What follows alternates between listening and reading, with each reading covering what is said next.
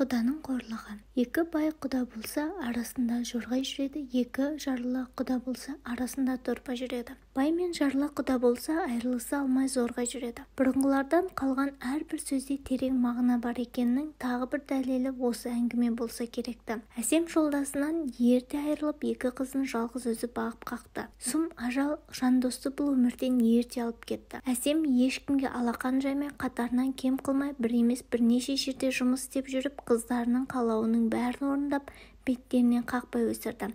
Қыздарының тәрбиесіне көп көңіл бөлетін. Соның нәтижесінде Сабина мен Айсара екеуі көрсе көз сүйсінер қыз болып бой жетті. Екі қызының да білімді болуына бар жағдай жасап жүрді. Аналарының арқасында екі қыз да жоғары білім алып өз істерінің маманы атанды. Сабина балаларға тәлімгер болуды армандаса, Айсара адамдардың денсаулығы үшін күресуді жөн көрді. Екеуі де өз ортасына сыйлы, абыройлы болса да, үнемі жүздерін мұң шалып жүретін. Екеуінің де ойында аналарының жалғыз қалуы. Міне, сол үшін де тұрмыс құрудан бас тартып, екеуі де жігіт аталудан бойларын аулақ ұстап, үнемі үйлеріне қарай қашады да жүреді. Бойларын үрей билеп алған. Әсем де әбден күйзеліп бітетін болды. Қыздарының жасы 25-тен асса да тұрмыс құрмай жүргеніне өзін кінәлі сезініп, жанына маза берер емес. Екеуі де анасын уайымға салмау үшін үнемі әр басқан қадамын аналарына баяндап отырушы еді. Бұл жолы Сабина еш ескертусіз кешігіп жатыр. Телефонына қоңырау соғып еді, телефон өшірулі. Айсара әпкесінің таныстарының бәріне қоңырау соғып сұрастырды. Оның қайда кеткенін тірі жан білмейді. Мұндай жағдай өмірлерінде алғаш рет орын алып отырғандықтан екеуі де әбден сасқалақтап жүр. Түнгі сағат 2-ге жақындады. Бір кезде есік ашылып Сабина кіріп келді. Сабинаны көрген Әсем мен сіңлісі Айсараның өңі қашып тұрған орындарынан тапжылмай қалды. Өз көздеріне өздері сене алар емес. Сабинаны мұндай күйде алғаш көруі. Үсті-басы жұлма-жұлмасы шыққан. Құтты бір орманда адасып, шибөрілермен шайқасқандай. Ентігін баса алмай әбден шаршап шалдығып, әрең есіктен кіріп, анасын құшақтап, еңкілдеп жылап жіберді. Қызым-ау, саған не болды? Мына түрің не? Кел отыршы мұнда. Әпке, міне су ішіп алшы, саған не болған? Анашым, деп әрең сөйледі. Өксігін баса алмай етегі жасқа толып жылаған. Әсем мен Айсара екеуінің көздері бір-біріне түйісіп, Сабинаға не болғанын сезіп тұрғандай.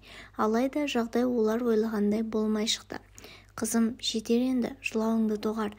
Дереу жинал, полицияға барып арыз жазамыз. Анашым, сіз бәрін білесіз бе? Сіз бұлай боларын білдіңіз бе? Нені білуім керек еді? Мені алып қашып кетерін білдіңіз ғой, иә? Не дейді? Сені біреу алып қашты ма? Қызым-ау, соны ертерек айтпайсың ба? Мен сенің абыройыңды біреу аяққа таптаған екен деп зәрем қалмады ғой. Өткен жолы сіз айтып жүрген ауылдағы танысыңыздың ұлы мені күштеп алып қашып кетті. Сен сонда ол жақтан қашып кеттің бе? Сенің денің дұрыс па? Жасың болса 27-ге келді. Неге қашып кеттің? Ол жігітті танисың, бөтен жер емес. Неге бұлай жасадың? Менің тұрмысқа шыққым келмейді. Неге? Не үшін? Сізді қимаймын, анашым. Біз кетсең сіздің күніңіз не болмақ? Өмір бақи жападан жалғыз не істейсіз? Өмір бақи деген сөзіне келіспеймін. Сөз бар ғой. Жарлы деп айтпа, пайғамбарға сөз тиеді. Жалғыз деп айтпа, Құдайға тіл тиеді деген. Жалғыздық Құдайға ғана жарасқан. Мен жалғыз емеспін. Жанымда бауырларым, әкеңнің туыстары бар. 2 балам көбейіп 4 болады емес пе? Біз сізге қарыздармыз. Осы күнге дейін біз үшін өмір сүріп келдіңіз. Ендігі кезек біздікі. Сендер тұрмысқа шығуларың үшін мен өлуім керек пе? Мүмкін сонда екеуіңде тұрмысқа шығарсыңдар. Анашым, олай демеңізші. Мен сізді жанымнан артық жақсы көремін. Жарайды, тұрмысқа шық десеңіз шығайын. Ең бастысы сіздің аман болғаныңыз. Бірінші бақ, екіншісі сорбақ деген. Ақ босағаттап, ақ орамал жабылған соң сол жерде қалуың керек еді. Ендігі жағдай не болмақ? Әсем қыздарын құшағына қысып, марқұм жолдасын есіне алып көзіне жас алды. Қыздарының да әкелері деген сағынышы күн сайын артпаса басылар емес. Сабина сол күнгі оқиғадан соң мүлдем тұйықталып кетті. Араға жыл өтсе де ешбір жігітпен көңіл жарастыра алар емес. Ал Сабина болса өте ақ көңілді қыз. Үнемі жан-жағындағы адамдарға позитивті көңіл сыйлап жүреді. Өзінің сүйген жігіті де бар. Тек тәрбиеден аттамай, әпкесінің тұрмыс құруын күтіп жүр. Ал сүйіктісі Әміреге болса ғашығын өз еліне келіп етуге асық. Міне, бүгін де қос ғашық кәрі қыз атанған Сабина үшін тағы да бір ренжісіп отыр. Жаным, анам ертелек үйлен деп қыспаққа алып қоймай жатыр. Қашанға дейін осылай жүреміз? Мен саған айттым ғой, әпкемнен бұрын тұрмысқа шықпаймын. Әпкең мына жүрісімен қу тізесін құшақтап жалғыз өтетін шығар. Олай деме, оның жаны қалай күйзеліп жүрген сен түсінбейсің. Әпкең тұрмысқа мүлдем шықпаса қайтесің? Неге шықпайды екен? Әлі-ақ өз теңін тауып бақытты болады. Осыдан қара да тұр. Менің әпкем тұрмысқа шықпай қалатындай бір кемшілігі бар ма? Мен олай деген жоқпын ғой. Мені дұрыс түсінбедің. Асығыс болсаң басқа қыз тауып үйлене бер. Мен қазір тұрмысқа шықпаймын. Айсара ашуға бой алдырғаны соншама өзінің қаншалықты қатты сөйлеген өзі аңғармай қалды. Оның әр сөзін анық естіген Сабина ақырын ғана сіңілісінің бөлмесіне кіріп келді. Әпке, келсеңші.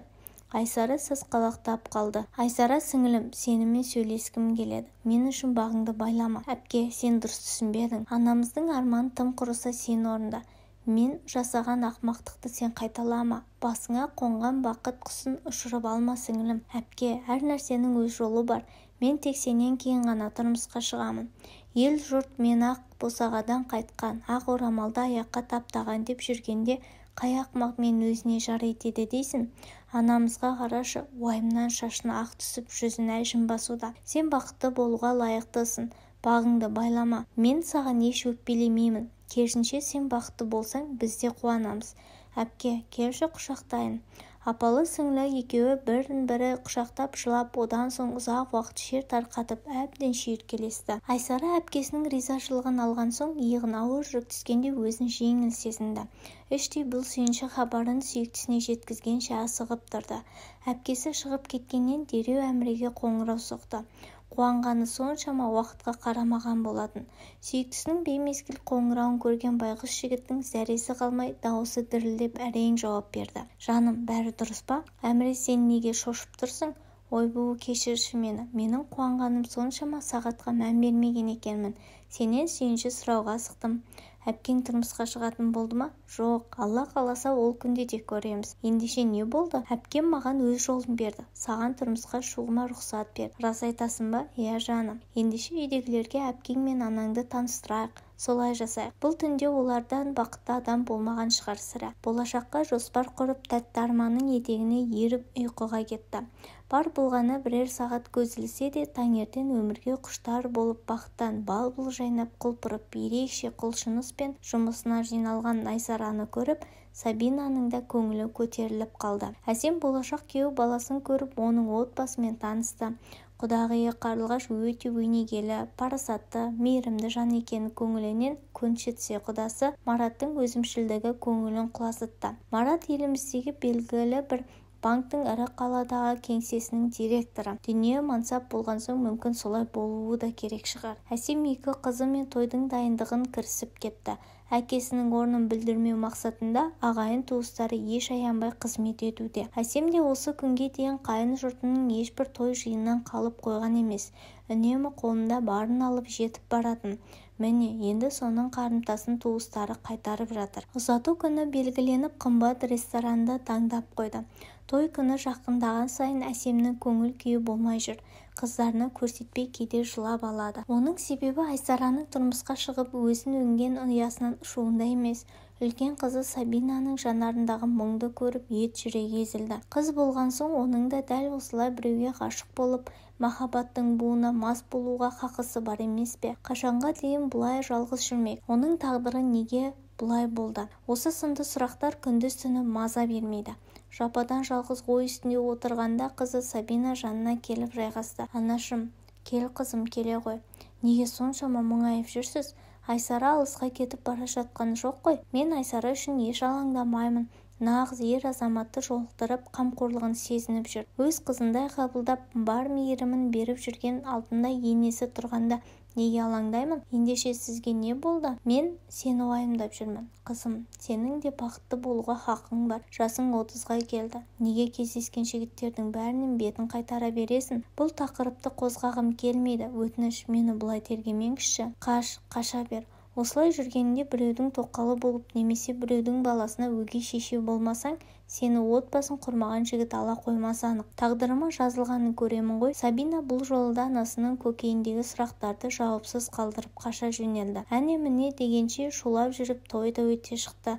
Айсара өз үйінен қоштасып өзге елге келін атанды. Еңбекқор, пысық қызға келіндік өмір аса қиынға соқпады. Дереу-ақ үй шаруасын дөңгелетіп алып кетті. Екі жақ да салт-дәстүрге сай жөн жоралғының бәрін жасады. Айсара өте бақытты еді. Көп уақыт өтпей құрсақ көтеріп өмірге деген құштарлығы одан сайын арта түсті. Үнемі жүзі жайнап жүреді. Ата-енесінің ризашылығы мен ақ батасын алып жүрген үлгілі келін атанды. Жұрт қызға әрі қызғана да қараушы еді. Жүкті болғанына қарамай бар шаруаны өзі тындырушы еді. Бір емхананың бас дәрігері атанып балалардың денсаулығы үшін күндіз-түні ізденісте жүретін. Жауапкершілігі мықты дәрігер атанды. Ай күніне аман-есен жетіп, шекесі торсықтай ұлды дүниеге алып келді. Енесі үнемі немересі үшін барын салатын. Күндіз-түні жанынан шықпай келіні мен немересіне күтім жасап жүрді.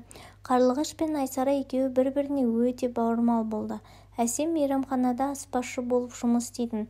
Таңнан кешке дейін тік жүретін болған соң, соңғы кезде балтыры сыздап жүрген жиі айтып жүр. Сабина қаншама рет үйде отыруын сұраса да жұмысынан бас тартпай қырсығып жүр. Айсараның ұлы енді ғана 2 айлық болғанда Қарлығаш отырған жерінде қисайып ұйықтаған күйі қайта оянбады. Тосынан келген ажал бұл отбасын әбден есеңгіретіп тастады. Оның өлімі шешімі жоқ жұмбақ секілді. Дені сау адам бір-ақ сәтте еш жері ауырмай көз жұма салуы миға қонымсыз секілді. Бәрі де бір Аллаға аян. Жаназасына жиналған елдің есебі жоқ. Айсараның жаны күйзеліп жүрсе де, үйде өзінен басқа әйел адам болмаған соң әрі-бері шапқылауға мәжбүр. Әсем 1-2 күн ғана жиен немересіне қарап, одан соң жұмысына қайта шығып кетті. Айсараның үйіне келер қонақтардың аяғы азаяр емес. Бұл шырылдап жылап анасы күні-түні маза бермейді. Таңнан кешке дейін көңіл айтып келген адамдарға шай ұсынып шыр жүгіріп жүр. Әбден шаршап шалдықты. Күйеуінен рұқсат сұрап анасын көмекке шақырды. Анашым, марқұм енемнің 40 күндік асы өткенге дейін біздің үйде тұра тұрсаңыз деп еді. Немереңізге қарамасаңыз болмайды. Қызым, менің жұмысым бар ғой, сол ақшаны мен ақ сізге төлейін. Не азап сізге аяғыңыз ауырып әрең жүргенде. Келіңізші өтінемін. Әсем қызының даусынан әбден шаршағанын сезіп, жоқ деуге дәті жетпеді. Өзімен өзі емін-еркін жүріп тұратын адамға бөтен үйде қону біраз қиындыққа соғар анық. Амал нешік, ана болған соң қыз үшін келісім берді. Әсем күндіз-түні немересін бір жылатпай күтім жасап, жанынан бір елі ажырамады. Әр бейсенбі саған ағайын туыс жиналып ас берілді. Әсем негізі өзіне өзі күтім жасап жүретін. Өз жасынан әлде қайда жас көрінетін, фигурасы да 18 жастағы қыздікіндей әдемі келіншек. Танымайтын адамдар кейде Айсараға әпкең бе деп сұрақ қойып жатады. Немересіне бауыр басып бұл үймен үйдің адамдарына үйренісе бастады. Әйтсе де өз үйіне қайтуға асығып күн санап жүр. Өз шаңырағына оралуға аз ғана күн қалғанына қуанып мәз болып жүрді. Мінеке, көзді ашып жұмғанша 1 айға жуық уақыт зулап өте шықты. Айсара енесінің 40 күндік асына дайындалып жүр. Күн сайын базар аралап үйіне кеш түскенде келеді. Үйінің перделерін жаңартпақ болып тігіншіге пердеге тапсырыс берді. Кешкі астан соң жолдас екеуі перделерді алып келуге қаланың шет жағындағы ауылға кетті. Немересі түні бойы ұйқы бермейтін болған соң, ол ұйықтағанда Әсем де шаршап ұйықтап қалады. Шырт ұйқыда жатқан. Кенет құлағының түбінде біреудің ыстық демін байқап шошып оянды. Өз көзіне өзі сене алар емес. Жанында құдасы Марат тұрды. Сіз не істеп тұрсыз? Денің дұрыс па? Әлде әйеліңіздің қазасы жаныңызды жеп есіңізден адастырды ма? Өлгеннің артынан өлмек жоқ. Тірі адам тіршілігін жасау керек емес пе? 2 жарты 1 бүтін болса қалай қарайсың? Сіз жынданайын депсіз. Кетіңіз кәне бұл жерден. Сен мені өз үйімнен қуып тұрсың ба? Қыпша белін қылпылдап өзің менің нәпсімді қоздырдың. Есіңде болсын. Таны көзін сүзбесе, бұқа жібін үзбейді деген сөз бар. Осыдан қазір күйеу бала келсе, бұл ісіңіз үшін сізді аямайтын болар сірә. Аяғың ауырып әрең жүр деп естідім. Қайне, құшағыма келші. Мен саған өмір бойына жететін ақша берейін. Қайтесің өзіңді қинап жұмыс істеп. Сенің харам ақшаңның маған қажеті жоқ. Марат сол кезде адам кейпіндегі хайуан секілдеді. Немересінің шырылдап жылағанына қарамай өз арам ойын жүзеге асырды. Құдағиын зорлап төсектес болуға мәжбүрледі. Әсемнің күресуге шамасы жетпеді. Осылай жесір құдағи өз құдасына қорлық көрді. Еңкілдеп жылап өзін тоқтата алар емес. Қызы келсе болды, оны дереу күйеуінен ажыратып бүкіл дүниесімен қосып мына үйден алып кетпек болды. Осыдан қазір қызым келсін, бұл үйде оны бір секундта қалдырмаймын. Ұятсыз, алжыған шал. Мейлі, алып кете бер. Одан менің ештеңем кетпейді. Менің неше күндік өмірім қалды дейсің? Bir күнде өлемін де қаламын. Балама басқа қатын табылар. Ал сенің қызыңа не болады?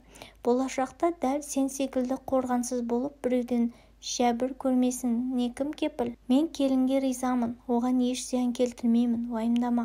Бұл жөнінде біреуге жақ ашсаң, қиналатын тек қызың ғана. Ең алдымен сүйіктісімен ажырасуына мәжбүр болады. Тым құрыса мына баланы аясаңшы, құдағи, әкесі бола тұра тірі жетім болып өседі ме? Алла жазаңды берсін сенің. Неменеге сонша долданасың? Күйеуге өтпей қалатындай жас қыз емессің ғой. Аузыңды жап, әйтпесе сені бауыздап тастаймын. Қарғыс аттың сені. Әсем немересін бауырына басып етегі жасқа толып жылады. Қартайғанда мұндай қорлық көремін деп ойламаған еді. Марқұм жолдасының алдында өзін айыпты сезініп жаны әбден азапталды. Құдасының сөзінің жаны бар. Екеуінің де бір аяғы төрде болса, бір аяғы көрде. Жастардың өмірін ойрандауға хақым жоқ деді ме? Қызы келгенге дейін өзін реттеп жуынып шайынып, немересінің сүтін ішкізіп ұйықтатты. Қызы келгенде өтірік ұйықтаған кейіп танытты. Таңертең ертемен ешкім оянбай тұрғанда бұл үйден қашып кетті. Қызыма зияның тисе, ажалың менен болады деп құрдасына хабарлама жіберді. Анасының бұл ісін Айсара түсінбей ұзақ ойланды. Анасы ауырып тұрмын, қатты шаршадым десе де сене алар емес. Әр сөйлескенде қайынатаң жақсы ма деп сұрағанда қызы тоқтамай мақтай жөнеледі. Сол түннен кейін Әсем ол үйге қайта қадам баспады. Енді міне араға 3 жыл салып бірнеше күн бұрын ғана Мараттың жаназасына барып келді. Жүрегі қысылып қаза болыпты. Үйді көрген бойда сол түнгі қорлығы есіне түсіп, ескі жараның беті қайта тырналды. Алайда алдынан жүгіре шыққан немересін көріп, көңілі аздап көтеріліп қалды. Бұл құпияны мен өлгенше ішімде сақтауға дайынмын. Бәрі де қызымның бақыты үшін. Оны мен кешірмесем де Аллам кешірсін деді. Құдаға жарымасам да алтындай күйеу балдарым бар. Сабина да тұрмыс құрып, күйеу балам екеуі біздің үйде маған қамқорлық жасап, бірге тұрып жатырмыз деп кейіпкер әңгімесін аяқтады.